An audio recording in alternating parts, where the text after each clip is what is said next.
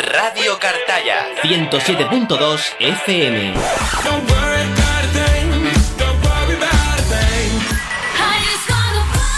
La música más actual suena en tu emisora amiga. Radio Cartaya, emisora municipal. Emisora municipal. Y en este día de la ruta, nos vamos con nuestro compañero José Manuel García. José Manuel, ¿qué tal? Muy buenos días. ¿Qué tal, compañera? Muy buenos días. Pues encantada de saludarte una semana más en esta ruta misteriosa que tú nos traes cada semana y que en esta ocasión siempre es muy interesante, pero creo que en esta ocasión todavía más porque nos toca muy de lleno, ¿no? Sí, efectivamente, porque hay un caso bastante, yo te diría que bastante impactante, que ha venido a ocurrir en Cartaya. Hasta Cartaya nos vamos a ir, o nos vamos a quedar, porque en la carretera, una carretera tranquila y mucho más en estas fechas del año, pues se ha convertido en un escenario insólito de un encuentro a caballo entre lo paranormal y lo ufológico. Un conductor asegura haber visto a un humanoide de una apariencia inquietante, pues según sus palabras, iba vestido con un traje ajustado y brillante. Tras observar el testigo previamente a todo esto, una bola luminosa en el cielo. Un suceso que ocurrió el pasado 3 de enero de 2025 a las 11 menos 10 de la noche y que ha despertado algunas preguntas que todavía no tienen respuesta. El protagonista de dicha experiencia paranormal es un hombre de mediana edad, vecino de Huelva, capital, se llama Antonio, y él, bueno, pues quiere evitar ser centro mediático y casi no le da importancia a lo sucedido, aunque sí despierta su interés. Según el relato del cual fuimos partícipes, es una persona que no tiene interés por el fenómeno ovni o por los fenómenos paranormales, y es más, no cree en estas cosas, con lo cual hace que su testimonio tenga aún mayor pureza, incluso ser para nosotros una mayor piedra de toque a la hora de poder calibrar el caso que a él le vino a acontecer. Él nos decía que el 3 de enero conducía por la carretera de Cartaya, como hace casi todas las noches después de salir del trabajo, y era una noche normal, clara, el tráfico era escaso, todo parecía normal, hasta que de repente él vio una extraña luz en el cielo. Él describe esta luz como una bola luminosa, no demasiado grande, pero sí muy brillante, que se movía de forma extraña, cambiando de dirección, como si tuviera vida propia. Pensó que podría ser un dron o algo parecido, porque sus movimientos, aparte de todo, eran tremendamente rápidos. Sin embargo, él dudaba que a esas horas pudiera ser un dron, y máxime cuando nos encontramos en un punto en el que se estaba a las puertas o ya metido en el fin de semana, donde normalmente ya entrado los primeros días de año se tienen unos ritmos más pausados debido a todas las fiestas que se han acumulado, y él decía que le extrañaba que a esas horas en Cartaya hubiera alguien volando, por ejemplo, un dron o algún artefacto parecido. Igualmente, él conducía mientras trataba de procesar lo que había visto y lo que acababa de ver en el cielo, que ya de por sí era inquietante, y mucho más iba a ser la continuación de este caso, porque algo apareció precisamente en la carretera. Nuestro conductor Antonio asegura que al acercarse a una curva redujo la velocidad al notar algo inusual en uno de los arcenes. Él nos decía que vio una figura que lo dejó paralizado. Era una figura humanoide, es decir, de proporciones extrañas. Era muy alto, él tasó que podría medir en torno a 1,95 m, 2 metros, con los brazos desproporcionadamente largos, como si fueran el doble de una persona normal. Estaba completamente cubierto o enfundado en un traje ajustado que brillaba como si estuviera hecho de luz o de metal líquido. algo que nunca había visto y que no había visto nada parecido en la vida. A mí esa descripción de un traje de luz o de metal líquido resplandeciente me llamó mucho la atención y quise un poco ahondar en ello. Me dijo que era como reflectante, pero que sin embargo imitaba la luz o imitaba al metal, a un metal luminoso. Entonces la figura permaneció inmóvil mientras que el testigo la observaba desde su coche en marcha. Me dijo que no hacía ningún movimiento, pero que a él le daba la impresión de que lo estaba observando, que había algo en su presencia que no le hacía temer, que no era violento, pero era como si supiera que él conducía en ese momento y que estaba allí. Aunque el encuentro, como te puedes imaginar, duró unos segundos con ese humanoide y la visión de lo que vio en el cielo fue un poco más prolongada, pero tampoco se extendió mucho en el tiempo, ambos fenómenos, tanto el del avistamiento ovni como el de este humanoide, le impactó mucho psicológicamente. Fue muy profundo. El testigo, claro, ante la duda y el miedo, decide no detenerse, algo lógico y que haría cualquiera, y aceleró para alejarse de aquel lugar. Entonces, él comenta que sintió una mezcla de miedo y curiosidad, que la verdad es que no sabía qué era aquello, pero que estaba seguro que no era humano. Y es lo que les hizo tratar de contactar con otra persona experta en estos temas que le pudiera un poco abrir el horizonte de lo que había visto.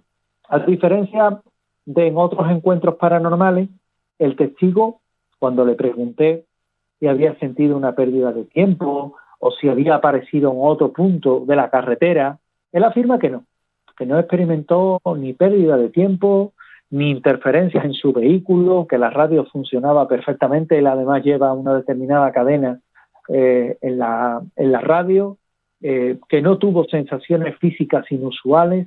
El reloj, me dijo, marcaba la hora correcta, no hubo en ningún momento mal funcionamiento en el motor ni en las luces del automóvil, y lo único extraño fue la sensación de que el mundo a su alrededor se había detenido. Por unos segundos, muy breves segundos, era como si todo se hubiera detenido, como si estuviera en otro plano de la realidad. Una experiencia que indudablemente es muy impactante por la riqueza en el comentario que hace. Y la experiencia a él lo deja tremendamente intrigado, pero también lleno de preguntas. Él me decía que sabía lo que había visto y que no era un dron, ni un animal, ni una persona común, que no tiene explicación, pero que su mente analítica, también por preparación cultural, le hacía pensar que tampoco era algo que fuera terrestre. Y es una persona que tiene un elevado nivel cultural y que es una persona que es bastante ecuánime y bastante sincera con lo que vio. Hay investigadores ufológicos a los que se les ha consultado por este caso, que señalan que el movimiento de la bola de luz junto con la aparición del humanoide es un patrón relativamente común en encuentros con posibles extraterrestres. Las características descritas por el testigo, como el traje brillante, los brazos desproporcionados, coinciden con informes que hay de avistamientos similares en otras partes del mundo, y eso podría indicarnos que estamos ante un fenómeno veraz, un fenómeno genuino de la zona, que merece ser estudiado con seriedad y con tiempo, nos decía un buen amigo mío, como es Carlos Javier García. Sin embargo, también está la parte escéptica, aquellos que sugieren en explicaciones terrenales que también hay que tenerlas en cuenta. Algunos argumentan que la bola luminosa podría haber sido un fenómeno atmosférico, por ejemplo, un rayo globular, una bola, un rayo en bola, o incluso un dron de gran potencia. Sin embargo, esto no cuadra porque además los drones están sujetos a una normativa bastante específica. En cuanto al humanoide, esa parte escéptica también dice que podría tratarse de una ilusión óptica causada por el reflejo de los faros de un coche o una figura humana con una ropa reflectante. El testigo, sin embargo, rechaza estas hipótesis. Para él no era una persona disfrazada ni un reflejo, y lo que vio es algo que no pertenece a este mundo. En cuanto al avistamiento de la bola de luz y del humanoide resplandeciente, en este momento, cuando ha pasado ya aproximadamente casi una veintena larga de días desde que tuvo lugar, no se tiene constancia de lo que pudo ser. Simplemente que apareció en esa carretera de Cartaya, que se ha convertido en un caso que se carecen de pruebas físicas, como por ejemplo podrían ser fotografías o vídeos, pero que se dispone del relato detallado del testigo, siendo suficiente para, en este caso, tenerlo en cuenta los investigadores ufológicos o encender la imaginación de otros muchos. Es un extraño caso que pone de nuevo a Huelva en el mapa de encuentros paranormales y que deja abierta la pregunta: ¿qué fue ese ser que apareció en la carretera de Cartaya? ¿Un visitante de otro mundo? ¿Un fenómeno natural mal interpretado? Por ahora, la respuesta sigue siendo un misterio. José Manuel, ¿te puedo hacer una pregunta? Claro.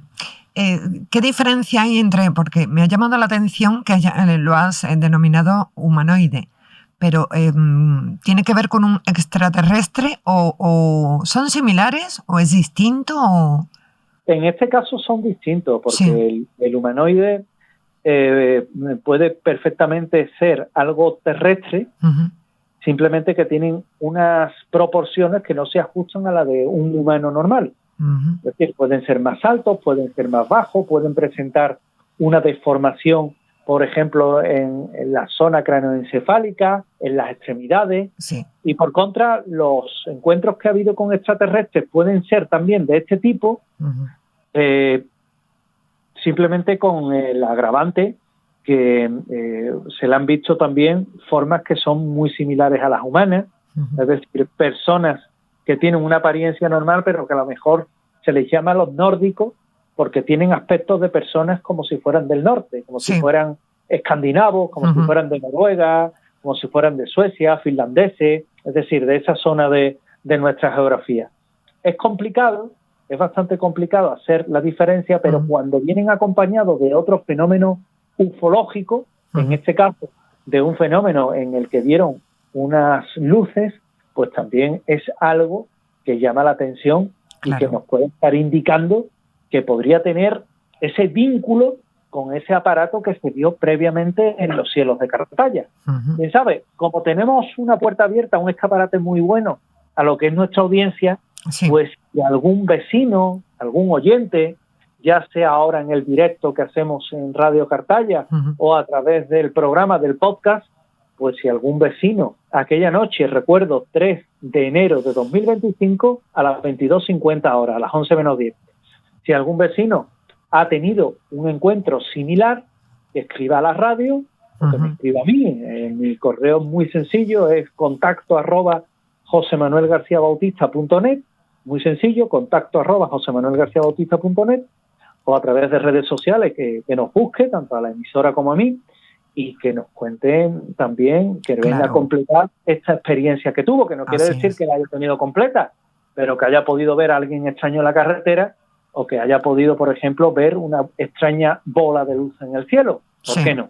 Ojalá, porque además es algo que ha pasado hace nada, o sea, el 3 de enero, hace muy poquito tiempo. Así que, ya que nosotros mismos hemos contado experiencias personales, experiencias que en algún momento nosotros mismos hemos sufrido, que son públicas y notorias, pues también, también no deja de ser llamativo, curioso, ¿verdad? Que nuestros oyentes también puedan un poco participar, ¿verdad? Exactamente, contarnos de sus propias experiencias, que nosotros vamos a estar encantados de... Por supuesto que sí, por supuesto. Pues hay un segundo caso. Seguimos, José Manuel, seguimos escuchándote. Hay un segundo caso, que viene a suceder justamente en Huelva capital. Ahí me quiero trasladar ahora, porque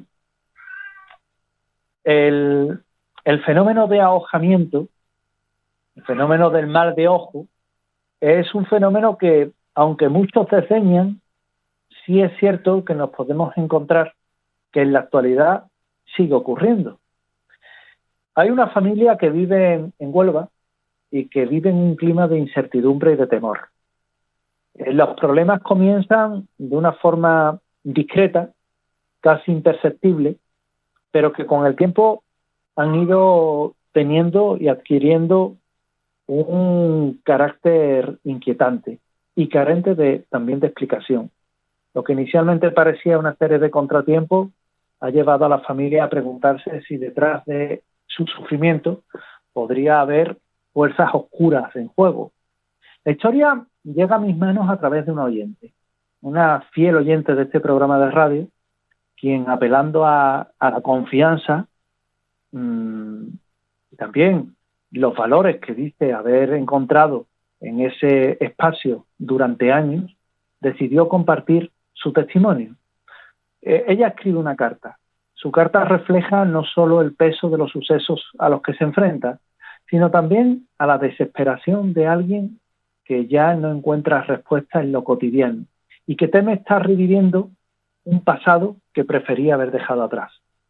La familia relata que todo comienza con un cambio radical en la actitud de las hijas. Sin que hubiera un detonante, la joven comenzó a distanciarse de sus padres y de sus hermanos. Los esfuerzos por acercarse a ella solo la llevaron a un mayor alejamiento y ese giro inesperado sembró de preocupación el seno del hogar. Sin embargo, esto no sería la única señal de que algo estaba ocurriendo. Simultáneamente comenzaron a surgir problemas en el negocio familiar, que hasta entonces había funcionado con plena normalidad. Lo que al principio parecían pequeños contratiempos, pronto se iba a convertir en una sucesión de inconvenientes y de hechos extraños, como lo describen precisamente ellos mismos. A pesar de buscar soluciones lógicas y de recurrir a expertos en diversas áreas, las respuestas siempre eran similares, que es muy raro, que no debía estar ocurriendo. Incluso personas ajenas a la familia notaron la acumulación de situaciones inusuales. Eran simplemente hechos que les pasaban, hechos extraños, hechos pequeños contratiempos que al fin y al cabo acababan minándolos mucho. Con el paso de los meses las complicaciones se diversificaron, desde problemas administrativos inexplicables hasta errores recurrentes en aspectos que nunca habían presentado, por ejemplo, fallos. Cada obstáculo añadía más estrés a la situación y, por si ello fuera poco, las tensiones familiares aumentan en discusiones que, según relatan, estaban viviendo para solucionar problemas de sí. Simplemente todo era un problema en sus días, a diario. Y confiesan que habían dejado entrever la sensación del agotamiento debido a estar continuamente taponando errores. La familia no puede evitar que años atrás vivieran una situación similar. En aquella ocasión descubrieron que sus problemas estaban vinculados a prácticas de artes oscuras. Cuando digo artes oscuras, son temas de magia negra o de ahogamiento, realizadas por terceros y con intenciones dañinas. Con la ayuda de un vidente que ellos consideran serio, lograron superar aquellas adversidades, pero ahora también se enfrentan a lo que parece ser una repetición de aquellos mismos patrones y no cuentan con una persona de confianza que en este caso los guíe. Por eso han buscado esa ayuda. Hay una conexión con el pasado que ha intensificado su preocupación, llevándolos a considerar que no se trata de simples casualidades o de una mala racha. Que ellos me decían de una forma muy seria, quieren vivir con los problemas que les pertenezcan, no con los que les impongan malas personas, que nos expresa la oyente enfatizando el deseo de recuperar la normalidad en su vida profesional y familiar. La propia familia reconoce en su entorno más cercano que han escuchado historias de prácticas esotéricas y aunque nunca imaginaron que podrían ser víctimas de ellas, nuevamente han vuelto a recaer. Y el testimonio cargado de angustia es un grito de ayuda para encontrar claridad en medio de tanta confusión. Les han hecho lo que se llama en prácticas esotéricas un trabajito. Y ante esta situación, el oyente ha recurrido a nosotros con un objetivo claro: encontrar a alguien con experiencia y seriedad que pueda guiarlos, que en este caso no soy yo. Ellos buscan un vidente o un experto en fenómenos esotéricos, en buenas referencias y con la capacidad de analizar lo que está ocurriendo. Y en su carta, la familia deja claro que, por ejemplo, necesitan una ayuda real, no que les venga cualquiera con el ánimo de llenarse el bolsillo.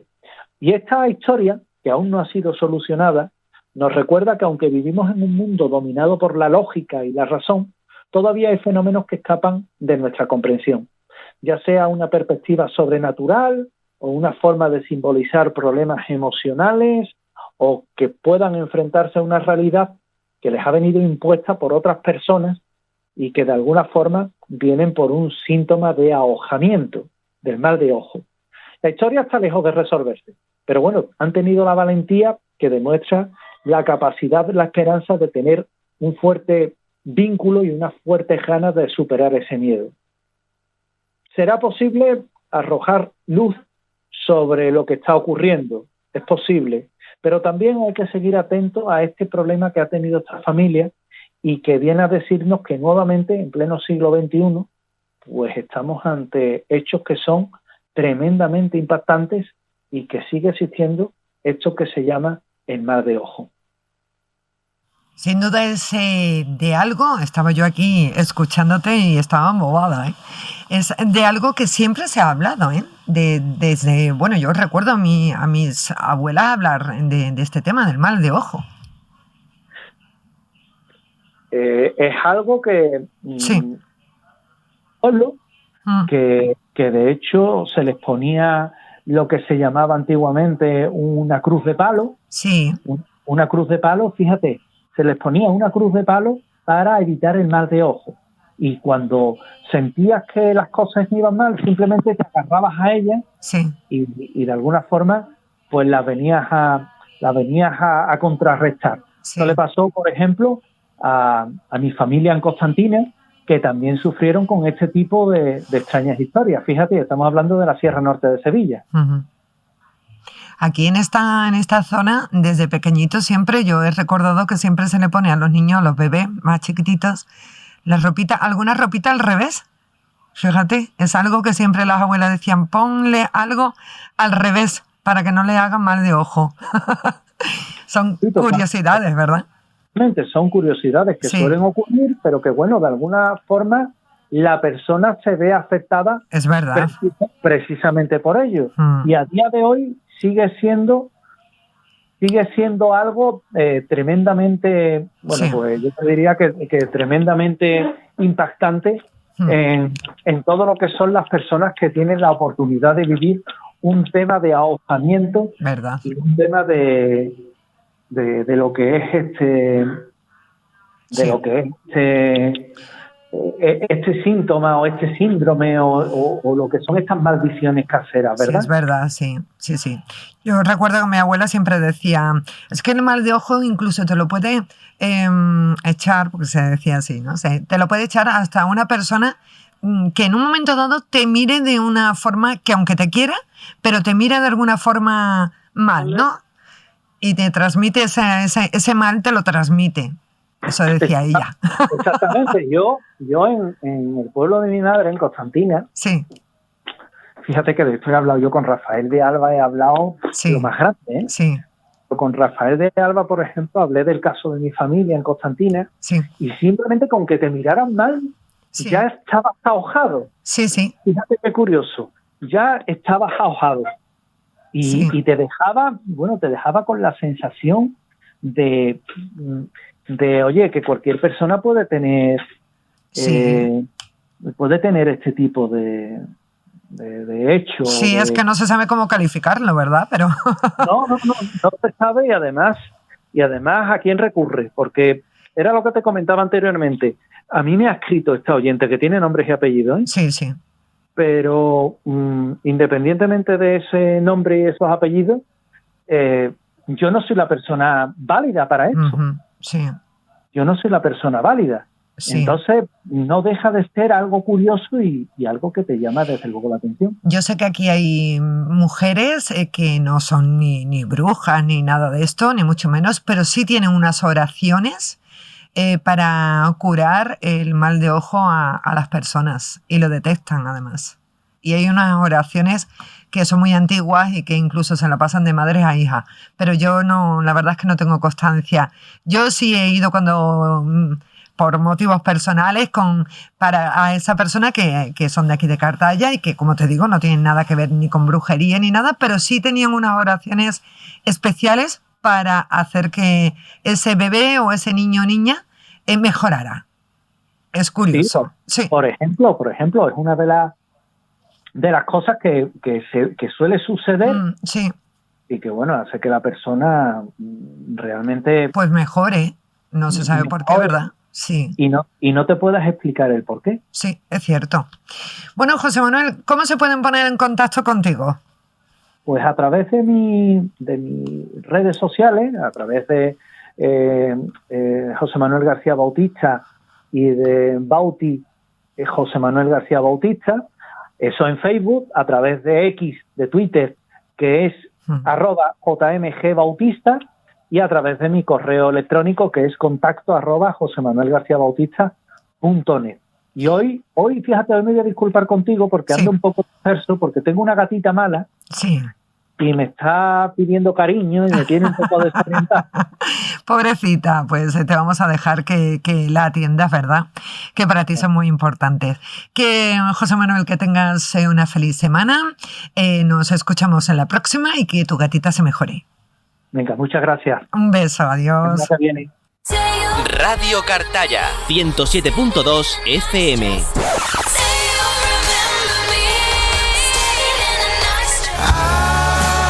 La música más actual suena en tu emisora amiga. Radio Cartaya, emisora municipal. Emisora municipal.